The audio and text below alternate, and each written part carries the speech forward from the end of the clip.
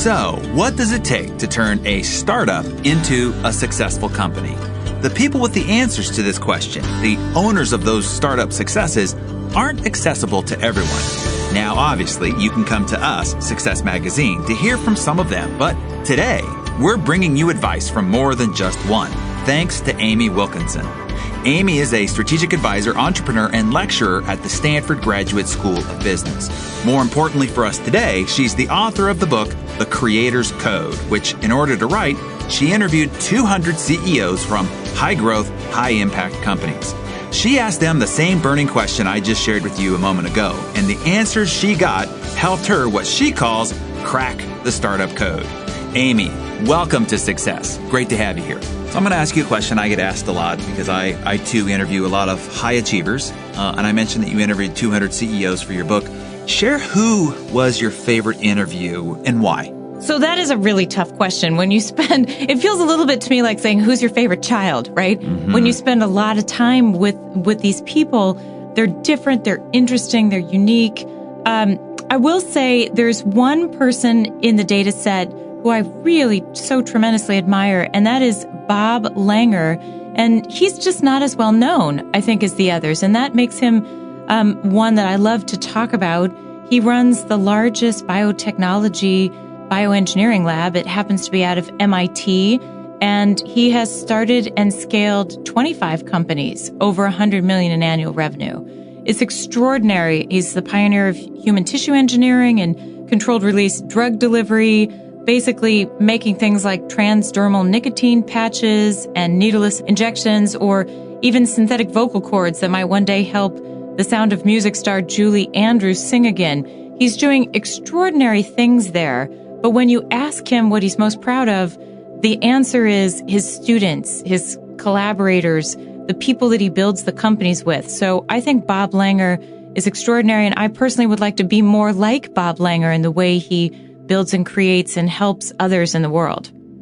Sounds like I'd like to be like Bob, too. So did any of these interviews or interviewees surprise you? I mean, there were some things you probably expected to hear, but were you surprised by what any one of them had to say or how any one of them came across when you met them? So I'll give you two different examples. Elon Musk, so the founder of Tesla and SpaceX and PayPal and SolarCity, I mean, he's an extraordinary entrepreneur of our time. And when I was on the factory floor at Tesla with him and talking to him and really sort of delving in, the big surprise there was how, kind of ordinary he was in the way he was talking about originally in college. He had these ideas to do an all-electric car. Now he's put them into play at Tesla. Or his mother had his college paper that he wrote on space exploration. That's now SpaceX. It was a surprise to me how relatable he was in many ways, that all of us could think about things in college and we could go out and build them. Yeah, I have found the same, is that these people put their pants on one leg at a time like the rest of us and have the same fears, worries, hopes, aspirations, doubts, that the rest of us have as well. The thing that's amazing about Elon Musk is I think a lot of us can ideate. We can, let's go to the moon and let's colonize Mars, or, let's reinvent the automotive industry, but doing it. So yes. taking a college paper, anybody could draft an idea, but actually having the chutzpah and the courage and then throw your own wallet at it several times, put everything at risk. That's what's amazing about somebody like Elon. Okay, so a second example of a surprise came from Sarah Blakely, the founder of Spanx. And one of the things that she said to me that seemed so counterintuitive and actually strange when she said it was that she lives 5 miles, 5 minutes from her office, and yet in Atlanta, Georgia, and yet she commutes a 45-minute loop. And I thought, gosh, what are you talking about? And she actually takes the time in the morning, 45 minutes, she drives in a big circle, because at home she has a family, and at the office there's a lot of chaos and confusion. And she carves out that time for 45 minutes in the morning to really be thoughtful and think about the day ahead. And a lot of the creators in this book, they actually do things like that in one way or another that are atypical, but it seems to work for them. They find space, they find time, they have creative inspirations, and they are willing to live their lives in a slightly atypical and surprising way. And so that's another example. When she said that to me, I thought it seemed, kind of crazy. And yet the more people that I talked to, they talked about budgeting in time, walking to work, running to work, taking a nap at lunch, doing all of these things that maybe most of us don't think we have time for. Yeah. But in fact, are ways to find inspiration. Yeah, so forcing these rituals or routines on themselves to know that to give themselves the things they know they really need, which is either that mental space to let creativity bubble up, or just even to shift modes from the business world to the home life. Those are really great examples, and I do find that many of the people that I meet and interview have those same sort of forced disciplines that they've placed on themselves for one reason or another, and I've learned a lot of those and have used a lot of them myself. So those are great tips. So let's delve into what you learned that ultimately became the Creator's Code. Tell us what the Creator's Code is, and then how it all came together. So the Creator's Code, if there's DNA for the body, I think that there's a code for entrepreneurship, and it is 6 skills, right? And it came from 200 interviews with today's leading entrepreneurs, 5 years of research. The data set is founders of companies that have started and scaled over 100 million in annual revenue, or some social entrepreneurs who've scaled up nonprofits over 100,000 people reached. And so from that research set, basically I distilled down 6 skills that all of these people share. And the great news here is that anyone can learn and apply the skills. It doesn't take credentials or degrees, perfect timing, $1 million. The skills are really very accessible to everyone. So everything you learned boils down to what you have identified as these 6 skills. So give us a quick overview of those skills before we delve deeper into a few of them that I'm particularly interested in having you talk more about. So the 6 are: 1, find the gap. How do you spot an opportunity that others don't see? 2, drive for daylight. How do you manage speed like a race car driver? What you do is you look for the light on the horizon, not the lines on the pavement or the competitors next to you. 3, fly the OODA loop, and that stands for observe, orient, decide, and act. And that's a fast cycle iteration loop. If you can do that quicker, you learn quicker than a competitor. The 4th is fail wisely. And this is more than failing fast or failing forward. We've heard that a lot. This is about actually setting a failure ratio where you know you're going to get it wrong some of the time, and then getting up one more time, being resilient. And then the 5th is called Network Minds. And it's about how do you bring brain power? How do you get other minds to come and solve problems with you? And then the 6th is called Gift Small Goods. And this is very much an idea that a small good is a small favor or small kindness. And in the workplace, if we support others by opening doors or writing a few lines of code or critiquing a proposal, those are small goods. And what it does in a very transparent world is it makes us more productive, all of us. And so it's a great story of technology. The rapid spread of communication means that those who are gifting small goods actually come out ahead. So, hey, before we even delve into some of those skills, I just want to make sure that we clear some of the objections people have in their minds that, I've always had a desire and the inspiration to be an entrepreneur, but I always think that, I have to have $1 million, raise a bunch of money, and know a lot of people who have money to fund my getting started. And you talk about it doesn't take $1 million to start a new business. So talk a little bit about that, and then tell us what it does take to be an entrepreneurial success if it isn't the $1 million. So it doesn't take $1 million.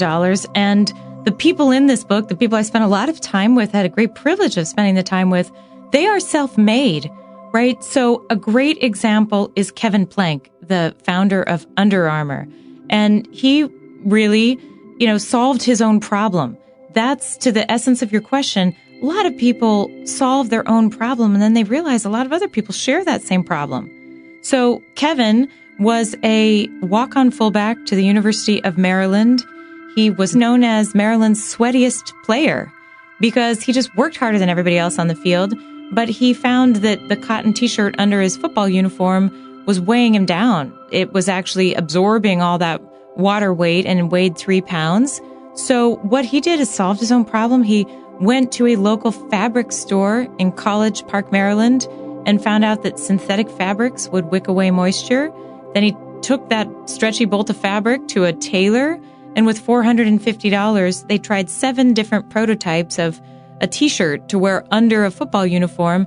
That became the Under Armour original product. He'll say it took 5 years. They continued to iterate and update and make that product better with long sleeves or short sleeves or different ways to adapt it. And today, Under Armour is a $3 billion revenue brand. So it's an extraordinary story, but it started out very much just with, a college player who had a problem. It's a great story. You talk about solving your own problem. So describe this first skill of finding the gap in more depth with this, because it goes beyond just sort of knowing what to look for. You actually identify 3 different approaches to finding the gap. So finding the gap is about seeing what other people don't. And my research is showing that there's 3 patterns there. And one is what I'm calling as a sunbird. And the sunbird is basically the name. It's the Australian word for a hummingbird. And Howard Schultz is a great example at Starbucks. So he didn't invent the idea of coffee culture, but he saw it in Italy. And as a sunbird would, you see something in one place, you pick it up and you fly it over and reapply it somewhere else. It's a way of spotting an opportunity. And Starbucks, he in fact didn't get it right the first time, which a lot of people don't know. I grew up just south of Seattle during this time, and he brought this coffee culture, very Italian, into Seattle. It was bow tie-clad waiters and opera music and little porcelain cups and a stand-up bar to have a coffee. And basically a sunbird, the way of seeing this, you have to do it with a twist.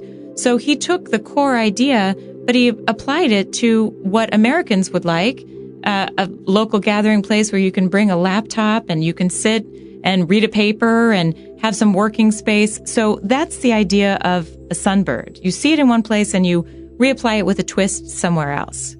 And then another way of finding a gap would be as an architect. So we talked about Elon Musk, and he's a phenomenal architect. As an architect would, he builds something from the ground up. So looking for an open space, looking for a green field. In the case of SpaceX, he was looking on the NASA website and wondering when would we take life to Mars or what was going on with space exploration. And he really thought that it wasn't being addressed. And so he stood up a private company and, as an architect would, built it piece by piece all the way from the ground up. Now SpaceX is resupplying the International Space Station. And Elon is doing it at 1/10 the price that NASA did. That's by building a rocket with a different approach. And then the third way of finding a gap is as an integrator. So Steve Ells, the Chipotle founder, is a great example here. He's a classically trained chef from the New York Culinary Academy, just loves cooking, but he also loves burritos. And when he's working at Star's Restaurant in San Francisco, he's hanging out in the Mission District of San Francisco and starts thinking, why is fast food just at the time hamburger patties that are frozen and then reheated? Why couldn't you have cooking right in front of you? And so basically what he does is he integrates, classic cooking with a fast food model and creates a new category called fast casual. And all of these things are accessible with the idea of an integrator. Think of a luxury car and an all-terrain vehicle. You put that together, you get a luxury SUV or shabby chic in the design world. And the point is, with all these ways of seeing, they're accessible. We can look for things to combine. We can look for green fields, build from the bottom up. We can look for something that we could transport to another place, and we can find a gap. Now, Amy, the third skill I think definitely needs some more explanation. Tell us again what UDA stands for and how it affects our startup success. So UDA stands for Observe, Orient, Decide, and Act. And it affects the startup world. If you can observe something, orient to it, decide, and act quicker than a competitor, you can get inside their loop. You can learn faster. You can iterate faster. And the PayPal mafia, as they're known in Silicon Valley, are a great example of doing this. Early on at PayPal, they, had 6 different business models in 18 months. One example was they had built technology to beam money between the Palm Pilots. I don't know if you remember the Palm Pilot, but that's basically gone. But they looked at a website and said, how come all these people are trying to use the website? Instead of beaming money, they were trying to, do this online support website technology. But they oriented to it, decided and acted to make an online currency. Then they observed that eBay users in auctions, buying and selling, were trying to use that PayPal technology. And at the beginning, they said, oh, crazy eBay people, go away, go away. They thought it was a distraction. But then they very quickly oriented, decided and acted to build their model to actually put the PayPal logo on top of the eBay website. And they stayed right in front of eBay all the way through. They sold that company to eBay when the tech bubble burst. And the more interesting part is then the first 12 guys at PayPal go on to start Yelp and YouTube and LinkedIn, Slide, Dig, Tesla. They put the first money behind Facebook. They really just go and seed the whole next wave of the internet. And when you talk to them and you ask, how is that possible? What they say, for example, the Yelp founder, Jeremy Stoppelman, he'd say, well, at PayPal, I learned it's going to be hard, right? It's not going to work the first time. And so he will look for a counterintuitive blip of data, is what he says. And Yelp was designed as an email referral service, but then they had a tiny little feature that said, would you like to write a review? They didn't think anyone would want to write a review, but then people loved it. They were reviewing the local dry cleaners and the restaurants and everything else. And so basically Yelp observed, oriented, decided and acted, and became the great review site that we know it is today. But it's something that we can all be looking for, ways to fly this loop faster and faster and stay ahead. Now, one of the things you talk about in your book is that creators don't benchmark themselves against the competition. What do they benchmark themselves against? What are they looking for if they're not trying to constantly keep their eye on the competition? Well, they're looking for glitches. There's one thing, when you see an anomaly or you see something that doesn't quite make sense, they actually believe that reveals a lot of information. And there's academic research around tacit awareness. We do discover these things. You see something out of the corner of your eye and most people dismiss it. We rationalize it away. But creators don't. They jump on it. And so they are orienting in a way and driving for daylight and flying the OODA loop. They are looking for things that other people likely dismiss. And it's less a focus on the competitors and much more a focus on what you can do yourself. What is, how much curiosity do you have? What do you see? How do you build it? How do you drive, your own team forward to creating something new? So I want to skip to the fifth skill, which is called network minds. A lot of entrepreneurs, they go out and try to do it alone when building their startup because they feel like they know best or that they don't have enough capital. They give lots of reasons. So you learned, however, that the truly successful startups networked minds together to build their success. So give us an example where network minds worked for a company and then explain how we can actually go about bringing great minds together to help us with our own startup success. So it's a really important point. And the ability to network brain power, to bring other minds to you to help you solve a problem is a fundamental thing that actually builds companies and builds new ideas. So a great example, I'll use one inside of a corporation. So inside of GE, the man who designed the MRI technology is named Doug Dietz. And that MRI is a beautiful scan. It's a fabulous piece of medical technology. But he was at a hospital one day observing the MRI when a 7-year-old little girl came to get a scan.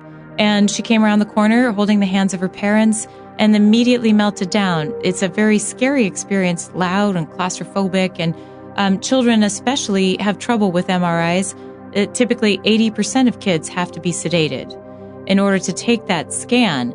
And so Doug Dietz really felt like a failure. But then what he did was he networked minds and he brought together really unusual people. So a whole lot of kids, daycare providers, the GE medical team, doctors, nurses, designers of children's museum exhibits to try to see how kids would engage with, different spaces.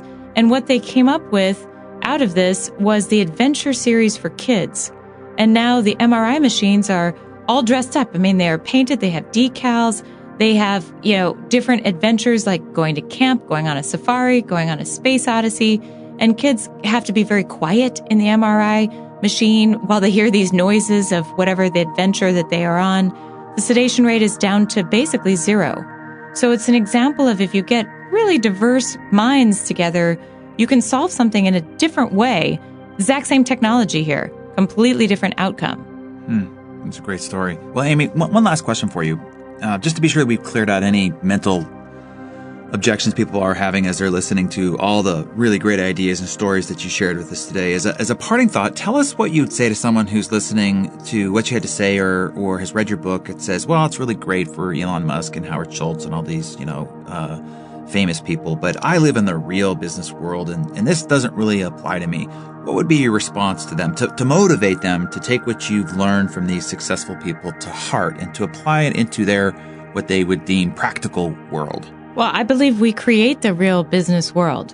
So these people that we've talked about today or that are in the book, they are creating and scaling the business world. And every single person can do that. There's real power in looking around you and saying, I don't have to just live in this world. I can change it. I can bring change to it. I can create the ideas that I want to see. And I want to be real careful here to not just highlight the examples that we already know. There are wonderful examples in this book. 2 mothers, for example, that created Revolution Foods in the East Bay of California.